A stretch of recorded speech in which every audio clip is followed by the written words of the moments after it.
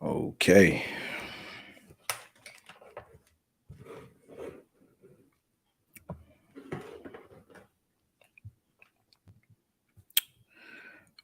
Before we get started, all right, shalom, shalom. Call halayim la Yahweh by Shem Yahweh Shai by Shem Dash. Double honors to the apostles and elders of Great Millstone, better known as GMS, who taught us this 144% truth. Peace and salutations unto the hopeful elect. It's your brother Matazatbath back again with another impromptu video. And before we get started, brother Kasad 144, if you on here, I want to say the water because I actually found the issue of what I was doing wrong. But to the rest of the Akim, if you can hear me, just let me know on the comment board real quick. And before we get into the this little small lesson that I want to do, I'm just going to finish setting up here, make sure I got everything right. Seems like I'm coming in okay. All right, yep, so we good. All right, looks like we got looks like we all right.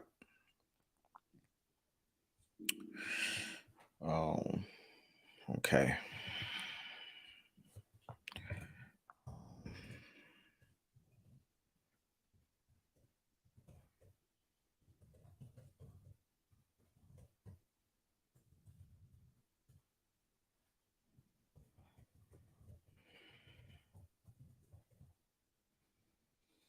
All right, so okay. So before we get started, this video that I'm going to showcase with IUIC, Miss Salaki, if I keep looking over to the to my right, it's because I'm just making sure that I don't lose sound. All right. This is the third time I had to go live, deal with the audio. But before I get into the video dealing with IUIC, just to give you guys a little bit of an introduction. So for the past 8 or 9 years, all right, IUIC, the Black conscious community, Brother Polite, and all of those different sects have been getting on the men of the who, in my opinion, is the true men of the Lord, which is Great Millstone, but or better known as GMS. But basically, what's been going on is they have been accusing the Brotherhood of preaching that it's okay for, men to grab, particular, women and have their way with them. I'll just say, for lack of better terms. And if you know Great Millstone and you follow GMS, you will know that, everything that they do and say is predicated based off what the scripture says. Now, no way in shape or form does GMS promote such acts of what a man can do to a woman, especially in this society. But basically, all right, what they break down is they give you insight of what the scriptures is not only talking about, but how things were done going back in the ancient world. That's what you have to understand. Okay. So what we're going to do is we're going to go into this video that I got pulled up. And yeah, Lord willing, you guys are edified. So let me just prepare my screen real quick. All right. All right. And let me just make sure the audio is good.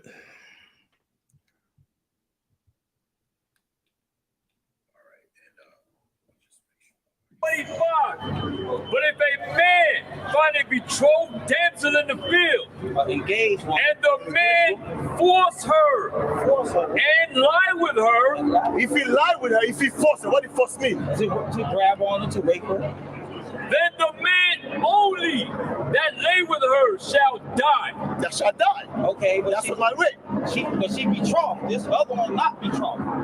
That's the difference. Let's go back to 28. Okay. Now, pay attention, because what he's going to explain, all right, in Deuteronomy, the 22nd chapter, is the difference about when it talks about lay hold, okay, on the woman. All right, he's going to break down that that's not talking about force. All right, and you're going to hear it directly from his mouth. But let's continue. A man find a damsel that is a virgin, which is not betrothed, and lay hold on her, and lie with her, Have sex with and they be found. They get caught. Then the man that lay with her shall give unto the damsel's father 50 shekels of silver, and she shall be his Brother, wife. lay hand doesn't mean he raped her. What Lay hand doesn't mean he forced. He didn't force that. He didn't force. He say, Let's go back to 25. Let's go back to 25. he say, and lay hold on her and lie with her. What that mean? Lay hold is not force. Because we must read with you about what force is. You right. But what does lay hold mean? Lay hold means they agree to have sex. That's what that's talking about. Sex, seduce her. That's what that's talking about. That's not talking about he forced her, brother. Okay. That's against the law to force. That's why God put it in there. Now, notice he said two different things. He said it doesn't mean force, but when it talks about to lay hands on her, he says it means to seduce. Okay, but watch what he also see. He's all over the joint, but watch what else he says. He said, if you force a woman to have sex, if it's, think about it. If this one talking about force, why would God go back and said, if we force her to have sex? That makes no sense. So what? So God contradict himself? It's two different words. I give you that. Force and lay hold, but I want to know what the lay hold. Force is force, brother. You're right. Lay hold mean they agree to have sex. That's what that's talking about. Now he said something totally different. Now he said lay hold means they agreed to have sex, but originally he said that the man seduced her. So which one is it, right? Let's take that back a little bit. Let's take that back just a little bit. All right. On her and lie with her. What that mean? Lay hold is not force. Because we must read with you about what force is. You right. But what does lay hold mean? Lay hold means they agree to have sex. That's what that's talking about. Now he said lay hold means they agree to have sex, right? Keep that in the back of your mind. Seduce her. That's what that's talking about. That's not talking about he forced her, bro. So either you agree or you're seducing. Okay, it can't be both. Either you agree or you're seducing. Which one is it, right? So let's go from there. Let me come back here real quick, Salakia. All right, let's pull up scripture real quick. All right, real quick. All right, now he said in his defense that to lay hold on her doesn't actually mean force. All right, this is Deuteronomy chapter 22 and verse 28. It says, if a man find a damsel that is a virgin, which is not betrothed, meaning she's not engaged to anyone, and lay hold on her and lie with her, and they be found, then the man that lay with her shall give unto the damsel's father 50 shekels of silver, and she shall be his wife, because he hath humbled her. He may not put her away all his days. Now, let's get an understanding here. When you go into the word lay hold on her, because, you know, IUIC, they really don't deal with going into the Hebrew and the Greek. But let's look up that word lay hold on her. Strong's H 8610. Tafas. Now, that individual said lay hold on her doesn't mean force. Well, to lay hold simply means to catch, handle, lay hold, take hold of, to seize. You see that? To arrest, to catch. All right. To be caught, be taken, captured. All right. In the Strong's definition, it says to use unwarrantably. Okay. What does it mean unwarrantably? Right. Let me see if they have a definition here. Not able to be authorized or sanctioned. Okay. Unjustifiable. an unwarrantable intrusion into personal matters. So basically, it's the same thing as you know, when police come knocking on your door. You know how people say, "Hey, you got a warrant, fam, to be up in here," and they ain't got no warrant. So what do? They over abuse their authority and they use what? Force. Okay, they go into it, which that matter now turns into what? Unjustifiable. Right? It says to handle, to lay, to take, hold on. Okay. So what happens if you go and you find a beautiful woman? What are you doing? Unjustifiably, you take hold on her, and then what? What is it going to say? Let's look up the next word and lie, which means what? Now it says here to lie down, okay, to lie of sexual relations, right? But when you get here in the Strong's definition, it says to at all cast down, lower lay self down, make to lie down, to sleep, to still will, to lodge, to ravish. That's the key part. To ravish. Okay. Now, what does it mean to ravish? All right. Because remember, up here it says for rest, sexual connection. So, what is ravish? Let's look that word up real quick. Right. Pretty much it says dated of a man, RAPE, a woman. Okay. So in other words, he what? He sieged her, carry off, and he by up here says siege and carry off someone by force. You see? Someone by force. Okay. That's what it's talking about. Hopefully y'all can see that. I don't know if it's coming up or not. But it says here, ravish. Now, if you can't see that, what I'll do is let me bring it up here. Let's stop sharing this real quick. Let me go to my etymology online, and let's do it this way as well, so you brothers can actually see what I'm doing. So let's come here and let's look up the word ravish. All right.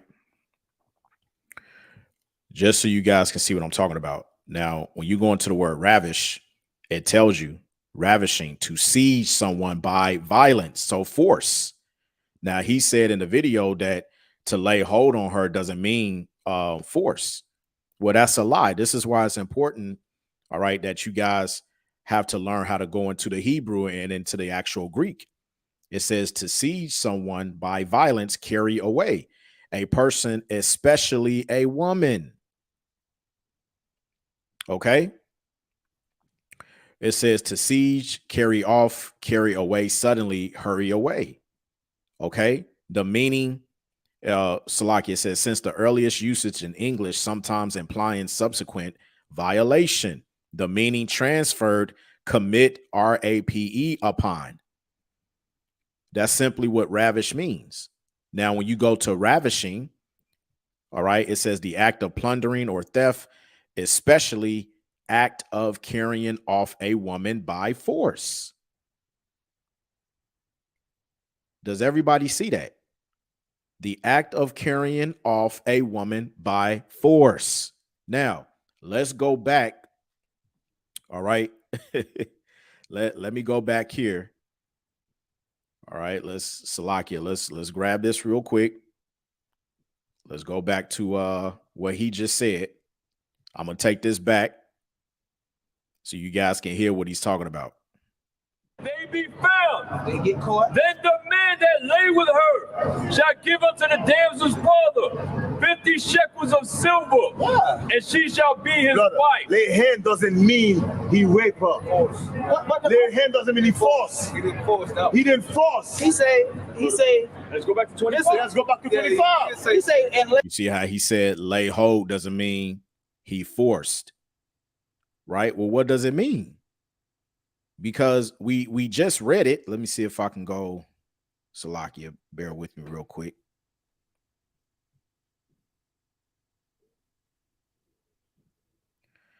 Now, let's come back here.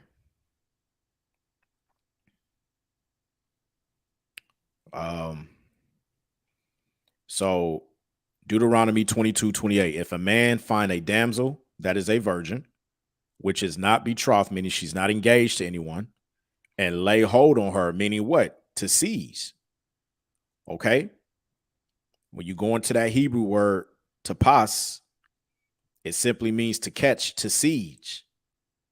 But he said it's not by force. Well, the scriptures, when you go into the word, we went into it. Okay. Unjustifiably, unwarrantably, to catch, to handle. So he did force her, right? And then after he forced her, what did he do? Go into the word lie, which is shakab, okay, which means when you get the Strong's definition in terms of the correct context of what it's talking about, it means to ravish, to force the woman. Okay, when you break down the word, so when you go and look up the root etymology, okay, which we just done here, etymology, all right, the definition, when you get the definition of ravishing, okay, the act of carrying off a woman by force. And this is what IUIC always do. They'll read the scriptures verbatim, okay? But when they read it verbatim, all right, they literally take it as they are reading it, and they don't go into the words to actually break them down. Okay, so let's go back because he says something else as well. So let's go back real quick. Let's play. Lay hold on her and lie with her. What that mean? Lay hold is not force. Because we must read with you about what force is. You right. But what does lay hold mean? Lay hold means they agree to have sex. That's what that's talking about. Sex. Now, he said lay hold means they agree to have intercourse.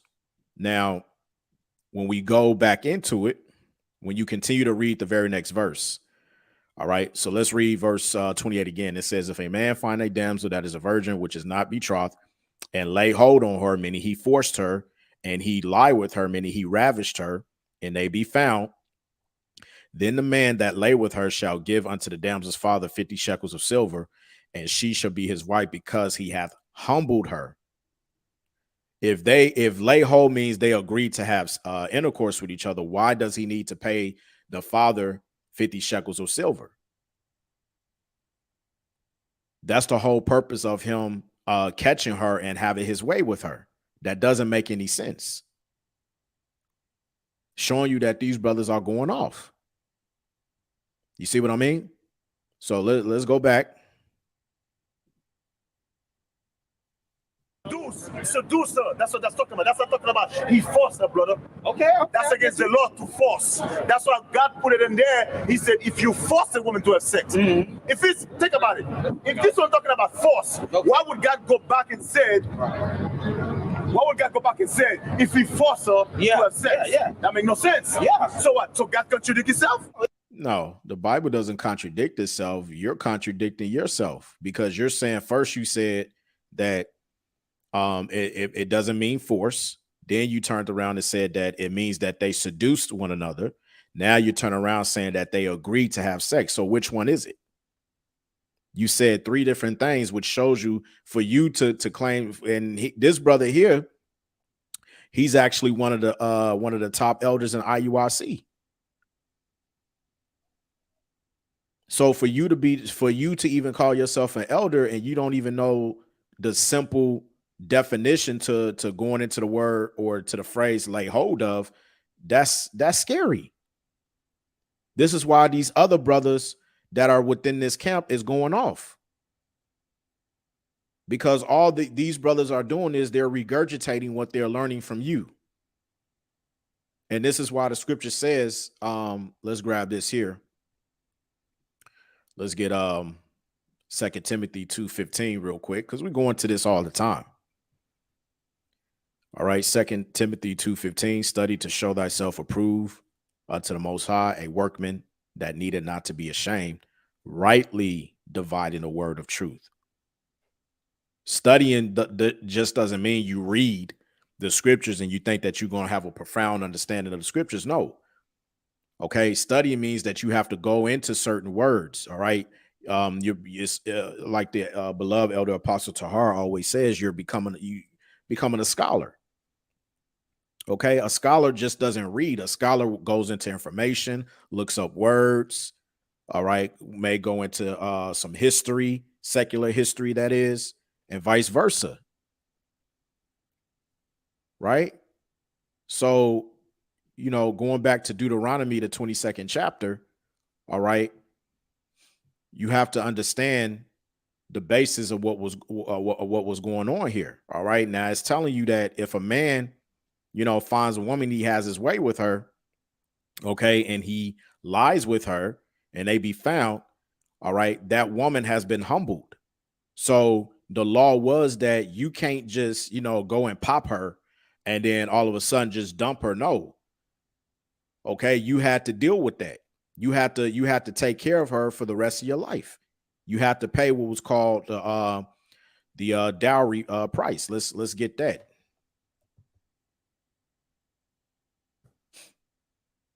I believe that's in Exodus, right? Let's get Exodus, the 22nd chapter, dealing with sundry laws. All right, this is Exodus 22 and verse 16. It says, and if a man entice a maid, okay, that is not betrothed. Okay, what does it mean to entice? Right? Strong's H 6601. Patha.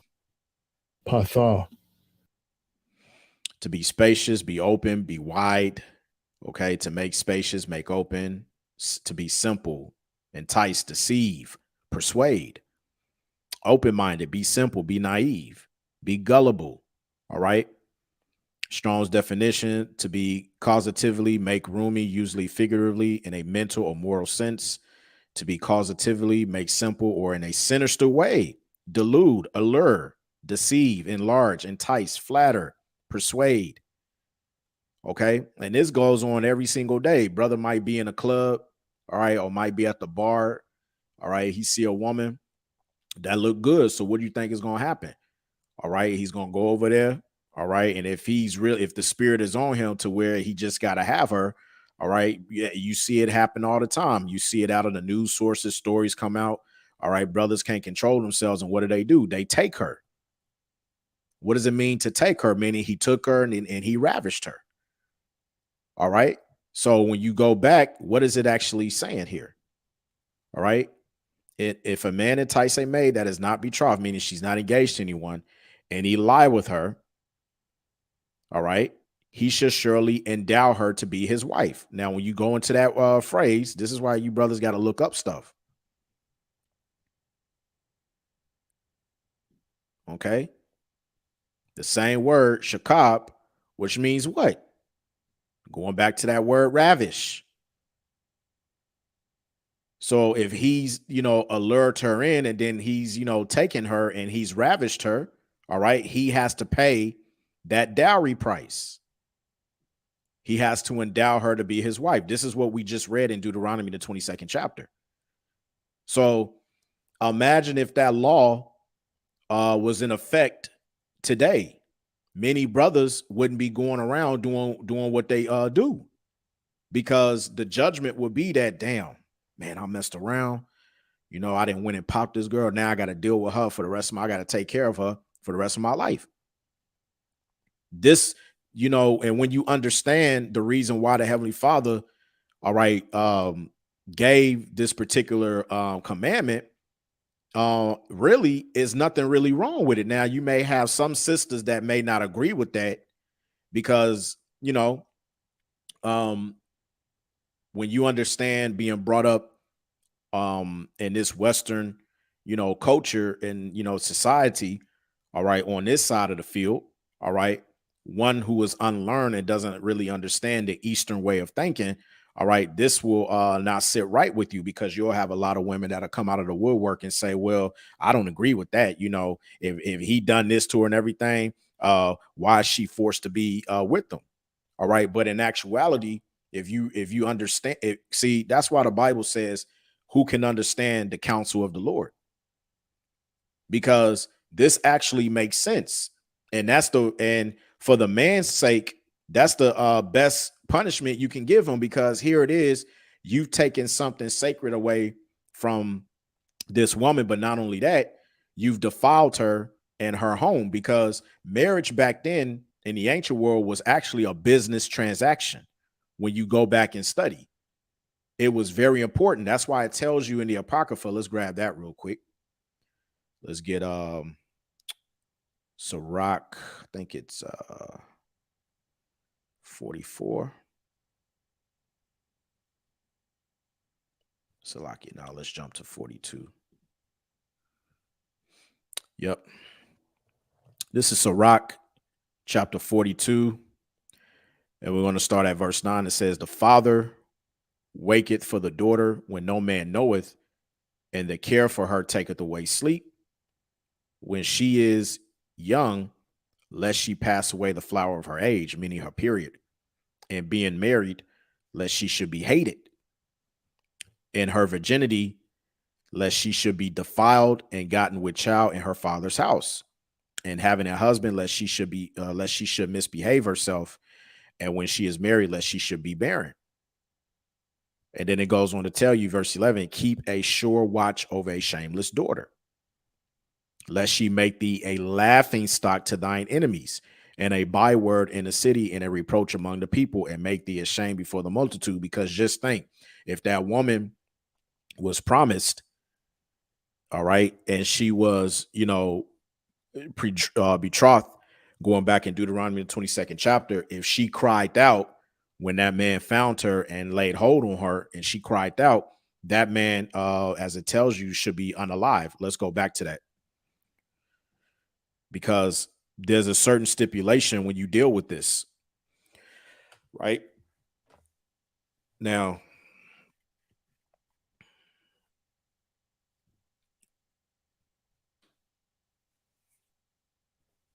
Deuteronomy 22 and 23. If a damsel that is a virgin be betrothed, meaning she's engaged unto an husband, and a man find her in the city and lie with her, then ye shall bring them both out unto the gate of that city, and ye shall stone them with stones that they die.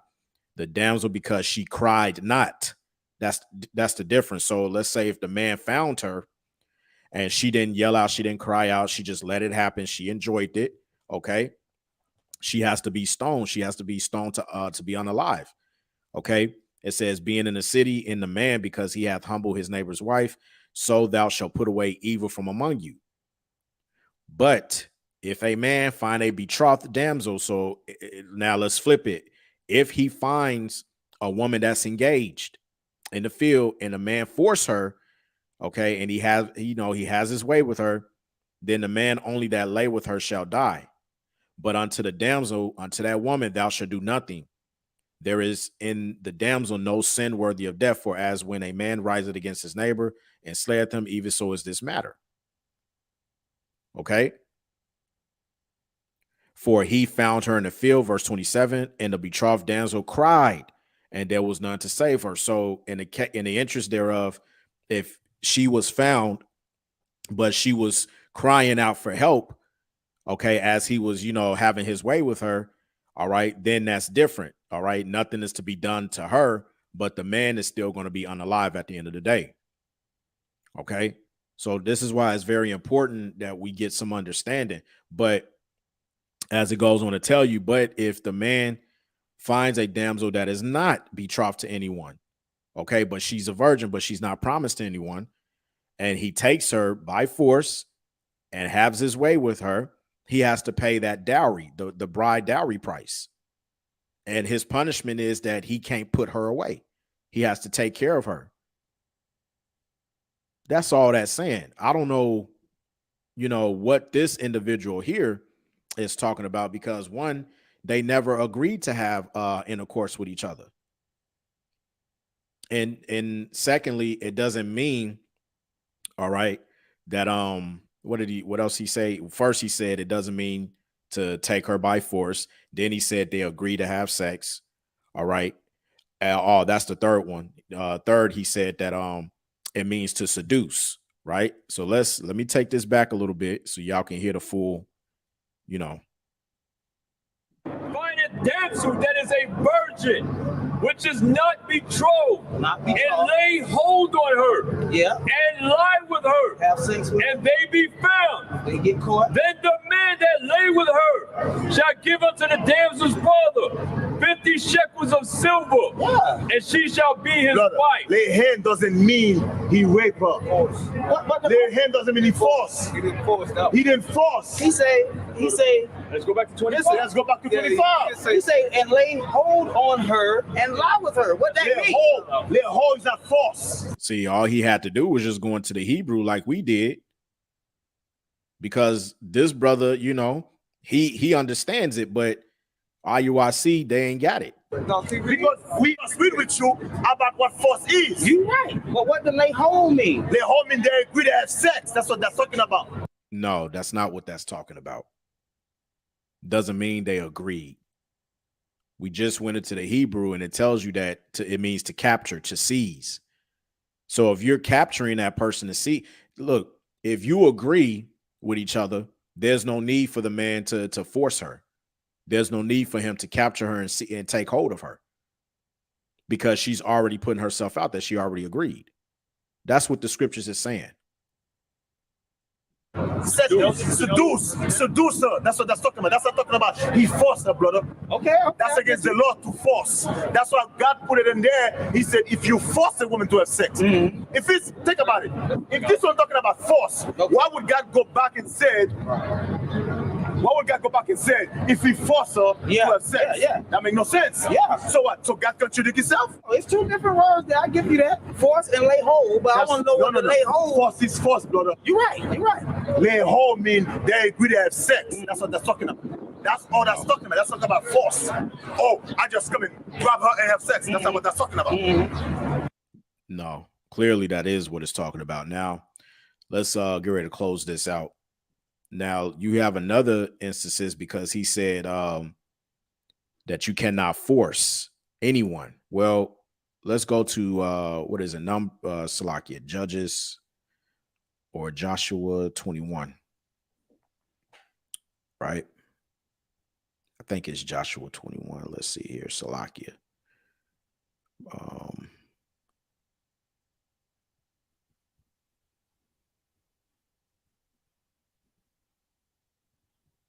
No, not Josh. I think it's Numbers.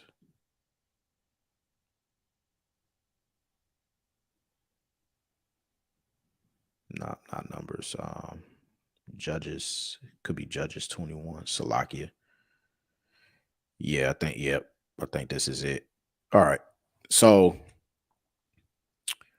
let's read this here. All right, because this is dealing with the Benjamites, right? And let's just get straight to the point. Or actually, I'll just do this. We'll start at verse 8. It says provision for their survival. It says, actually, we go up 2 verses. Start at 6. It says, and the children of Israel repented them for Benjamin, their brother, and said, there is one tribe cut off from Israel this day. How shall we do for wives for them that remain, seeing we have sworn by Yahweh that we will not give them of our daughters to wives? And they said, what one is there of the tribes of Israel that came not up to Mizpah to Yahweh? And behold, there came none to the camp from Jabesh Gilead to the assembly. For the people were numbered, and behold, there were none of the inhabitants of Jabesh Gilead there. Verse 10, and the congregation sent thither 12,000 men of the valiantest, and commanded them, saying, go and smite the inhabitants of Jabesh Gilead with the edge of the sword, with the women and the children. And this is the thing that ye shall do. Ye shall utterly destroy every male and every woman that have lain by man. Verse 12, and they found among the inhabitants of Jabesh Gilead 400 young virgins that had known man by lying with any male, and they brought them unto the camp to Shiloh. All right. They brought them into the camp of Shiloh, which is in the land of Canaan. So keep that in the back of your head. They found 400 young virgins that had known no man, meaning they have not have sex with any man. And what they did with those 400 young women was they brought them into the camp of Shiloh, which is in the land of Canaan. Verse 13. And the whole congregation sent some to speak to the children of Benjamin that were in the rock Rimmon, and called peaceably unto them. And Benjamin came again at that time, and they gave them wives, which they had saved alive of the women of Jabesh Gilead, and yet so they suffused them not. Okay, now the suffus meaning they didn't have enough. Let's read into another translation. NIV, it says, so the Benjamites returned at that time and were given the women of Jabesh Gilead who had been spared, but there were not enough for all of them. All right, so there wasn't enough women. Okay, verse 15. And the people repented them for Benjamin, because that the Lord had made a breach in the tribes of Israel. Then the elders of the congregation said, how shall we do for wives for them that remain, seeing the women are destroyed out of Benjamin? So they were concerned, like, okay, well, how are we going to, help the ones that are remaining? Because, we can't let the tribe of Benjamin be lost. So, some procreation need to go on here, right? Verse 17. And they said, there must be an inheritance for them that be escaped of Benjamin, that a tribe be not destroyed out of Israel. Howbeit we may not give them wives of our daughters, for the children of Israel have sworn, saying, cursed be he that giveth a wife to Benjamin. Now pay very close attention. Verse 19, it says, then they said, behold, there is a feast of Yahweh in Shiloh yearly in a place which is on the north side of Bethel, on the east side of the highway that goeth up from Bethel to Shechem, and on the south of Lebanon. Therefore, they commanded the children of Benjamin, saying, go and lie in wait in the vineyards, and see and behold, if the daughters of Shiloh come out to dance and dances, then come ye out of the vineyards and catch you every man his wife of the daughters of Shiloh, and go to the land of Benjamin. So what are they saying here? Let's read it in a different translation. NIV says, and watch when the young women of Shiloh come out to join in the dancing, rush from the vineyards, and each of you seize one of them to be your wife. You see? But the elder from IUIC said you cannot force. Well, what's going on with the tribe of Benjamin here? Are they not forcing the women that came out to dance to the Shiloh? They hid, and then they went, and let's read it in the English Standard Version. What did they do? It says, and watch if the daughters of Shiloh come out to dance in the dances, then come out from the vineyards and snatch each man his wife from the daughters of Shiloh, and go to the land of Benjamin. So here it is. The setup is they waited for these women to come out. Okay. And pretty much they blindsided them by coming out from under the vineyards and snatching them. So what do you think happened after they snatched these women just dancing? They had their way with them. But no, you can't do that. You ain't going to be able to. Man, listen. Clearly, you don't understand the scriptures. Clearly. Now, let's go back from there. Let's look up real quick, because I ain't want this to be too long. Let's see here. To dances, then you come out of the vineyards and catch. Let's see this here. Strong's H2414. Chatef. Now, is this going to talk about, they agreed to have intercourse? No, what does it says here? To catch, to siege. Strong's definition, to clutch, hence to siege as a prisoner. You can't make this up, man. To catch, right? In the Brown Driver Briggs lexicon, it says here, perfect consecutive. Now they give you Judges 21 and 21. Literally, seize wives. Okay? Seize wives, man. That's really what it's talking about. Jacinius Hebrew Chaldee lexicon. To seize, to take with violence. Okay? That's what it's talking about. So I don't understand why, he said what he said. It doesn't make any sense. They did not agree. When you go and see a fine, pretty hot thing, and I'm not talking about now, don't get it twisted, because I don't need nobody coming up on a comment board, in their feelings and being emotional. But we're talking about the ancient world. Okay, going back then in the ancient world, all right, if a man saw a woman and he had to have her, that's what they did. But according to the law, there was a way to deal with that.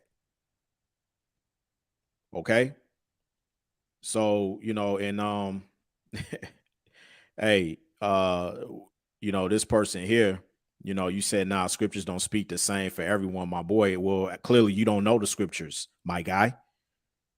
Clearly you don't understand the scriptures, because we just read it and broke it down. Now, let's talk about now in this current society. Can you do according to what Deuteronomy the 22nd chapter says? Absolutely not. Because think about it, if that law existed today, okay, the amount of situation with women being ravished, that wouldn't be going on today, because the judgment will be, if a man was to do that, all right, he has to pay the dowry price and he has to take care of that woman for the rest of his life. That's Deuteronomy 22 and 29. So don't come up on here on a comment board thinking that you know something when you absolutely don't know shit. Okay, and the scriptures does speak. Now the scriptures, it don't speak, because the law was written for the Israelites. Let's not get it twisted. But guess what?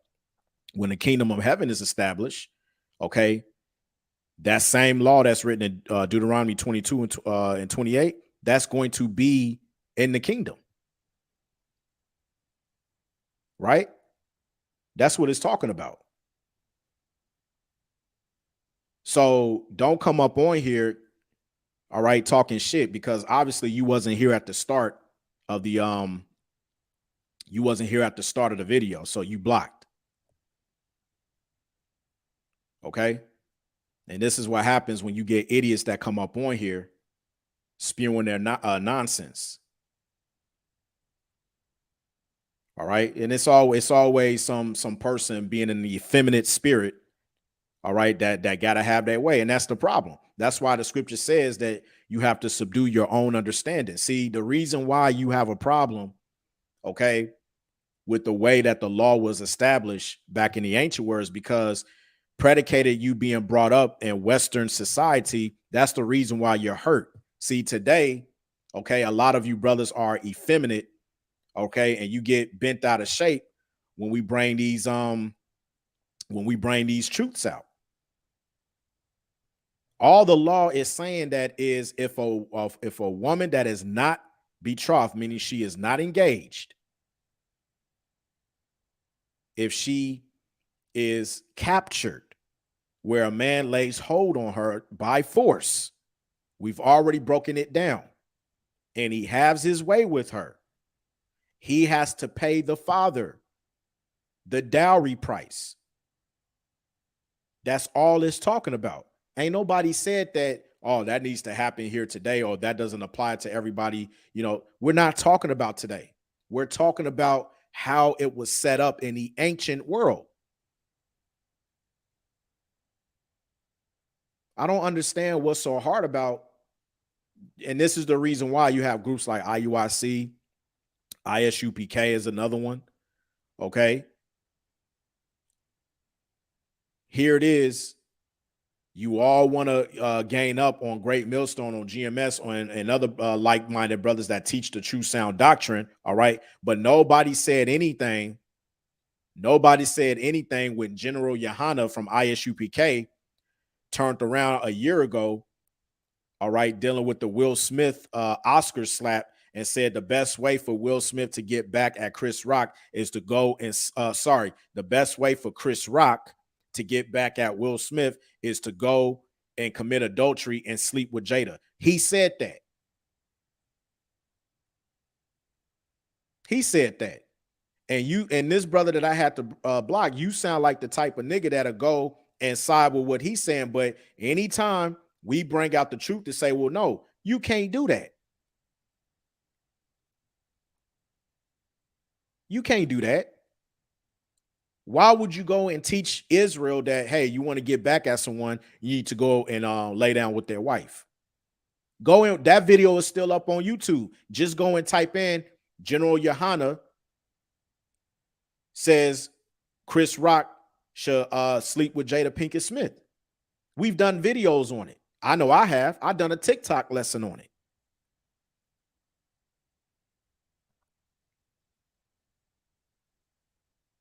So, you know, we not here for that, man.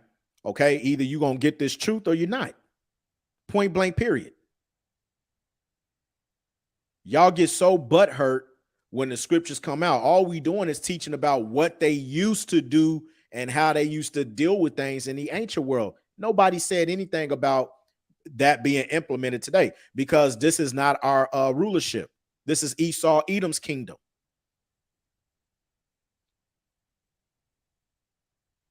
Okay, and the scriptures tells you plainly. Let's grab Isaiah, the 24th chapter, real quick. Isaiah 24:5. It says, the earth is also defiled under the inhabitants thereof, because what? They have changed, Salakia, they have transgressed the laws, changed the ordinance, and broken the everlasting covenant. Ever since the Idumeans have come into power, all right, when you get Job 9:24, the earth was given into the hand of the wicked. What you have to understand is Esau doesn't live by the scriptures, because it tells you in Isaiah, let's get that real quick. I believe it's Isaiah 29. Let's see here.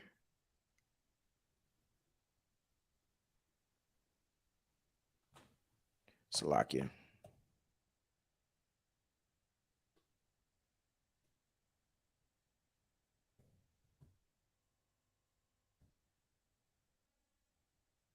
Isaiah 26, Salakia. I said 29.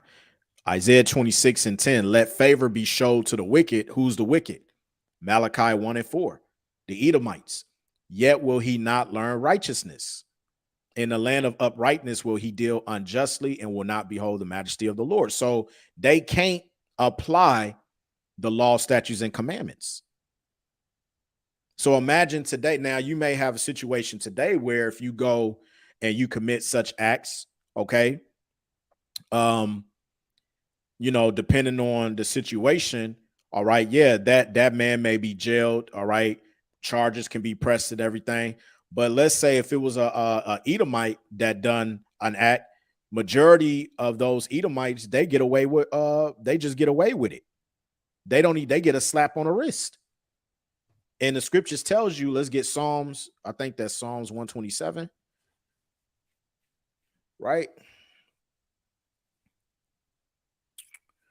Salaki, not Psalms 127.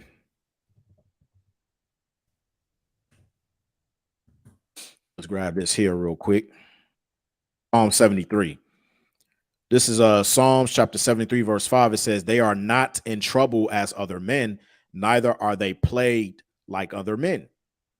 So when something happens to these Edomites, okay, when they do something, you see they don't get in trouble, okay, like the average Jake does when he does commits a crime. Right?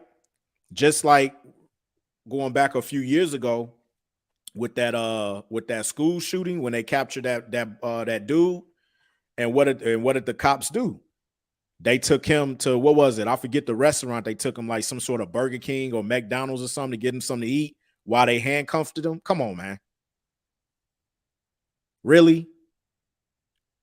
See, these scriptures don't lie. Psalm 73:5. They are not in trouble as other men. But let Jake do something. Let Jake do something that's you know, that goes against the grain. Esau gonna come down on Jake. He gonna hit Jake with every possible thing that he can hit him when it comes to the rule book. But if an Edomite, you know, crosses that line and gets in trouble, hey, they don't get in trouble like the other ones. They don't get in trouble like the average Jake.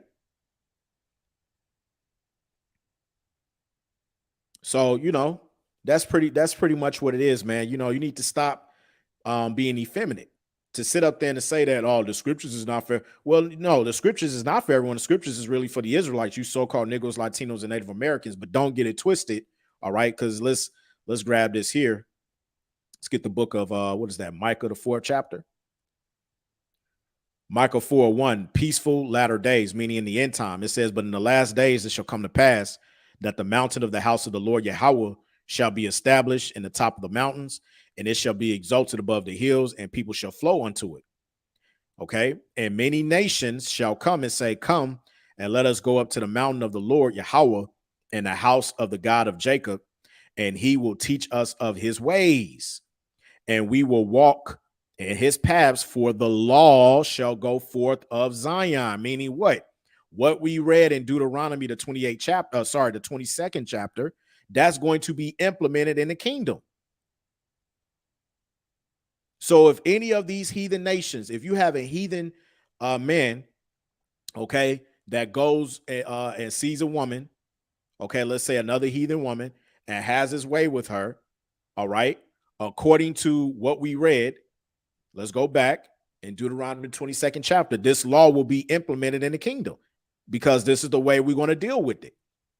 If a man find a damsel that is a virgin, which is not betrothed, meaning she's not engaged, and he lay hold on her, meaning he forced her, he captured her, when you go into the Hebrew, and lie with her, meaning he ravished her, and they be found, then the man that lay with her shall give unto the damsel's father 50 shekels of silver, and shall be his wife, because he had humbled her. He may not put her away all these days. This is a commandment. This is a law. I don't understand why people are getting upset and bent out of shape, because this is what's written in the law.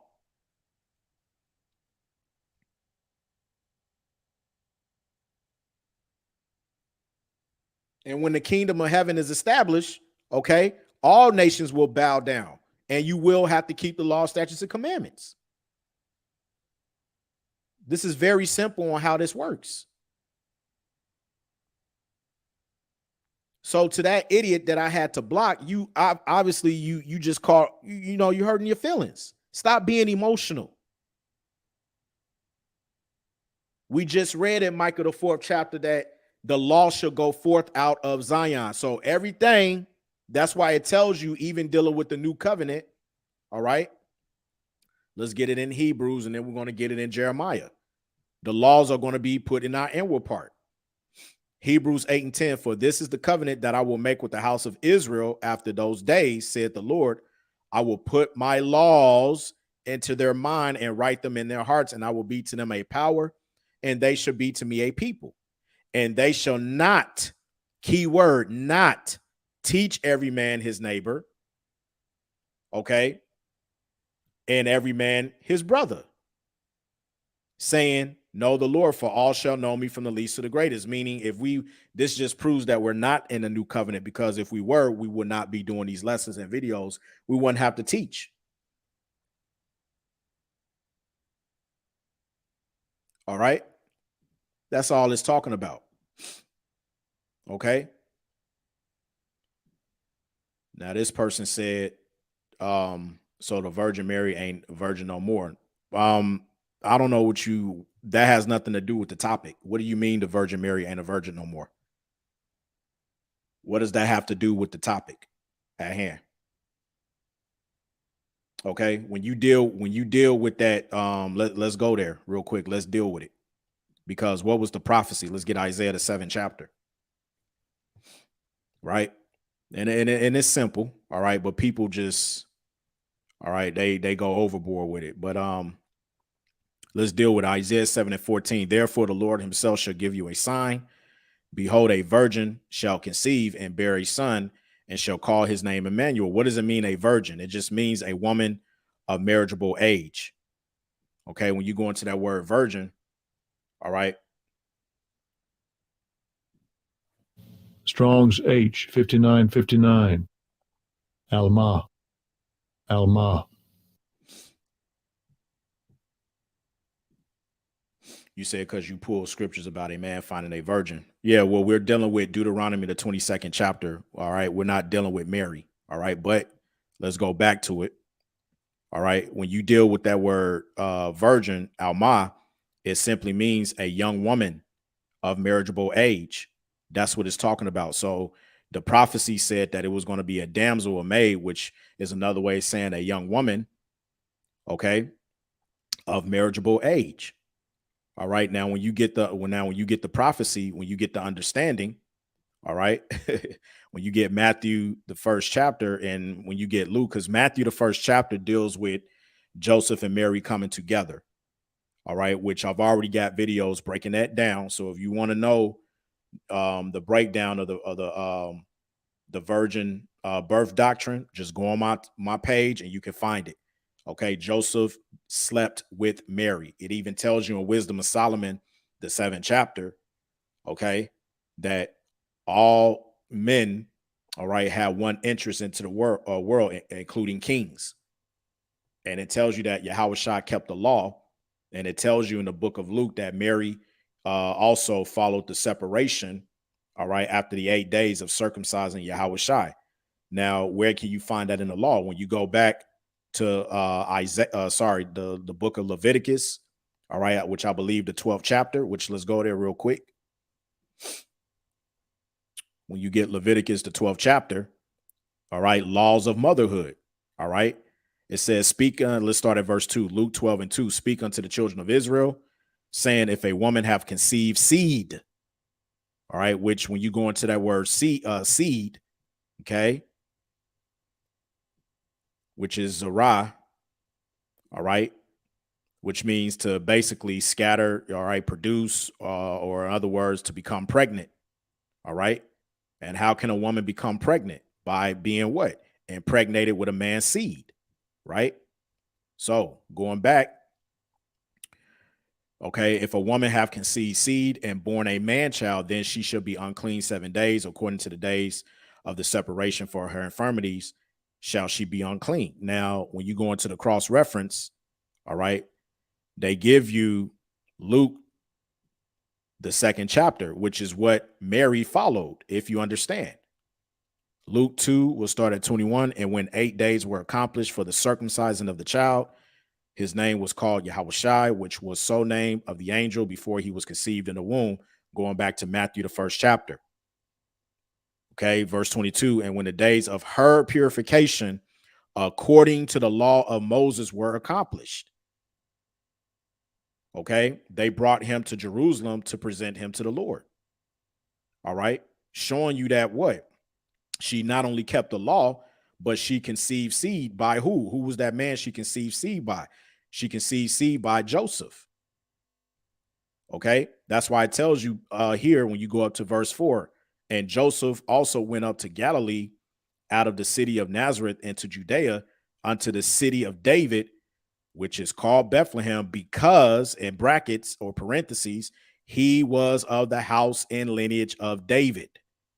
Because what was the prophecy? Let's go to Jeremiah, the 23rd chapter. What was the prophecy? Jeremiah 23:5. Behold, the days come, saith the Lord, that I will raise unto David a righteous branch, and a king shall reign and prosper, and shall execute judgment and justice in the earth.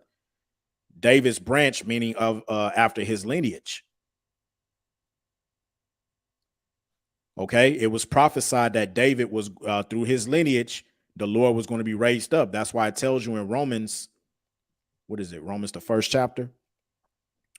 Romans 1:3, concerning his son, Yahushua HaMashiach, our Lord, which was made of the seed of David according to the flesh. What does that mean? That's why in Luke, the 2nd chapter, the emphasis of Joseph being of the house of David, because when you grab the lineage, let's go to Matthew. And this is very simple. When you grab the lineage, it says the book of the generation of Yahushua HaMashiach, the son of David, the son of Abraham. When you go through the lineages, because there's 14 generations from Abraham to David and from David to Yahushua. Okay. When you get Matthew 1:16, it says, and Jacob begat Joseph, the husband of Mary, of whom was born Yahushai. Joseph was the father. He popped Mary. He was of that seed line of David. He came from the house of David, going back to Luke 2:24. Okay. But like I said, you can go and watch that video on your own time, man. You know, I'm not finna get into that. That's not what this lesson is about. But anyway, okay. So I'm going to end it right there. I want to give all praise, glory, and honor to Yahweh, Bahashem, Yahushai, Bahashem Rakakwadash. Double honors to the apostles and elders of GMS, better known as Great Millstone, who rule well. Peace and salutations unto the hopeful elect. All right. And Yahweh Ratazah, Lord willing, this lesson was edified. Until the next time, Shalom.